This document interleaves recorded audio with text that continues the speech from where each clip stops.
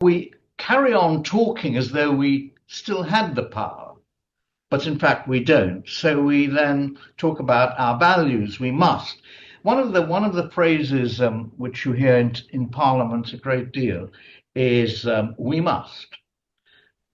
We must, as though we had the power. We must ensure that the Chinese stop persecuting the Uruguayans. We must. We must. We must. I don't know. All you can really say is this is a historical reflex of some kind. Maybe it's the way people are brought up and educated at universities, or in some way, just to say these things. We must have a peace policy and not a war policy. And we can't have a war policy because if we were really serious about a war, we would just risk um, dangerous escalation, because Russia is obviously much stronger than Ukraine, and so a war policy, it doesn't make any sense. And yet the British, I mean, my criticism of the British policy is that every single statement of our governments in the last 3 years has said we will support Ukraine until it achieves victory. And that was always mendacious. It was always a lie. They were never going to do that. But what it did was encourage the war to go on and on. Now, what's happened is that the Americans have simply thrown that into the dustbin. That script is now scrapped. So what they're trying to do, I think, the British, together with the Europeans, is to find some way of inserting themselves into a peace process, which they never initiated. So I think that's the difficulty for British policy at the moment. I completely agree with your observation, and I'm actually worried that the way that the UK and the Europeans are trying to go about the peace in Ukraine is essentially is counterproductive to actually the peace process that's happening at the moment, because it seems that the UK and Europe still clings on to a peace which is basically a surrender of Russia. Do you see it also that way? Well, you see, there these words we use. For example, the British have now said what we favour is a just and durable peace. That's the formula. Those are the words. Well, what is just? I mean, durable, yes, of course. But if you add justice to it, then of course you're immediately almost destroying the possibility of a peace, because we understand justice in this country mainly as a restoration of the territorial integrity of Ukraine, and the payment by Russia of reparations for the damage, the bringing war criminals to trial, and so on. We understand those as the requirements of a just peace. But if that's our policy, we're not going to get peace at all, because that you only get that sort of peace, I think, if you defeat a country in war. Then you can extract that kind of peace, but we're nowhere near either doing that or suggesting that that's the way the war should go. So the policy is very counterproductive. And here's another example of a counterproductive policy: the idea that Britain and France and one or two other countries, which we call the coalition of the willing, will send peacekeeping or peace enforcing troops and aircraft to Ukraine. Well, that was always a no-starter. It was mad to think anyone would agree with it. Certainly the Americans didn't agree with it, because it seemed to require what's called an American backstop. And the Russians wouldn't agree to it because they'd been fighting a war to stop NATO troops coming into Ukraine. And to suggest that you have a bunch of NATO troops there, you don't call them NATO, you call them coalition of the willing there to enforce a ceasefire, is something they would never have accepted. Where comes this, let's not call it an obsession, but where comes this worldview from, that this is feasible, that these are not just ideas, but that this is a policy that Mr. Keir Starmer is actually going after? Because when he was in the US 3 or 4 weeks ago, he stood next to Donald Trump, sat next to Donald Trump, and Donald Trump actually asked him, "So can you take the Russians on by yourself?" And Mr. Keir Starmer only could smile, right? Because it was obviously the answer is no.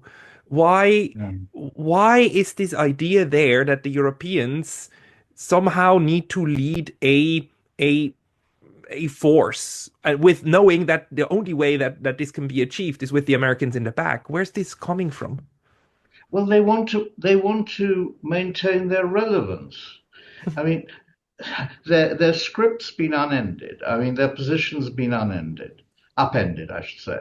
And so, in a way, now what happens is a matter of America and Russia, or Trump and Putin, and Ukraine. And Ukraine is in the it has to will more or less have to accept what the two great powers can agree on in this. Now, where does Europe fit in? Um, it doesn't, because its policy was not to talk to Putin at all. There's been no diplomatic contact between European leaders and the Russian leadership for 2.5 or 3 years. So they're, they're, they're not part of this bargain. They haven't got a place in it. And that's why they're terrified of sort they're really terrified of that Putin and Trump will form a new alliance which will exclude the Europeans somehow, and that America will withdraw from NATO, will abandon NATO, and that will force the Europeans to think seriously about their defense. And that's where I think the game is now. Europe, all the Europeans have said we've got to increase our defense spending. They argue that that's to meet the Russian threat, but it's not so much to meet the Russian threat, because I don't think there is a Russian threat actually, but it's to follow the demand of the United States that Europe start paying a lot more for its own defense. At the moment, I think it's right to say that America contributes 75% of the cost of NATO. And Trump is saying, we're not going to defend you forever. If you want a separate policy, you've got to have a separate defense policy. And otherwise, we decide the main issues between Russia and Europe. Something that strikes me as, incredible is that we had 30 years since the end of the Cold War, so after 1991, 30 years to basically, cash in the peace dividend, to get something out of the fact that the Soviet Union was no more and that even Russia wanted to integrate into the Western structures. And if you look at the way that the war against terror since 2001, how Russia actually supported a lot of what happened, at least in 2001, and how people like Gorbachev and after him also Yeltsin tried to continue building that common European house, and how that was completely, utterly made impossible also by the way that the Europeans approached Russia. I wonder what can be done in order to de-escalate this situation, because the escalation is not just taking place since 2021. The escalation is going on since 25 years with Russia. Well, both America and Europe were really responsible for the failure to cash in on the peace dividend, and I blame America more than Europe. And the thing really is that the idea was we won,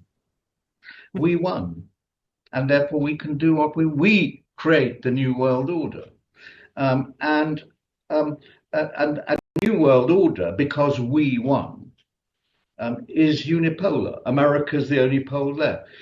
In a way, the language was quite logical if you accept that premise. There was a bipolar world. One of the poles was now knocked over. Therefore, there was a unipolar world. And the unipolar world was the American centered world. And Russia should have no consideration, any more consideration than any defeated enemy, defeated but not conquered. And I think that was it. That's why the peace dividend failed to materialize in the end, because it was based on a hegemonic premise. And gradually, as Russia recovered strength, um, and China, of course, was coming up very, very fast economically in this period, the idea naturally developed of a multipolar world. And that became the official doctrine of all the people who weren't part of the NATO American alliance. And that's how I think it developed. Very interestingly, Keynes, I've written a lot about the economist John Maynard Keynes, when he wrote The Economic Consequences of the Peace in 1919, which would attack the Treaty of Versailles. He never blamed the Germans. He never blamed the Germans. He said, we've got to live with the Germans. And we've got to find a way of living with people we might not like or approve of, because otherwise, he said, and this is the phrase, vengeance will come. And this is what happened, really, in a way, after the end of the Cold War and the recovery by Russia of not only some strength, but some self-confidence, which had been completely shattered. Then this great feeling of humiliation. And we should have absolutely nailed down our original promise that NATO would not be expanded eastward.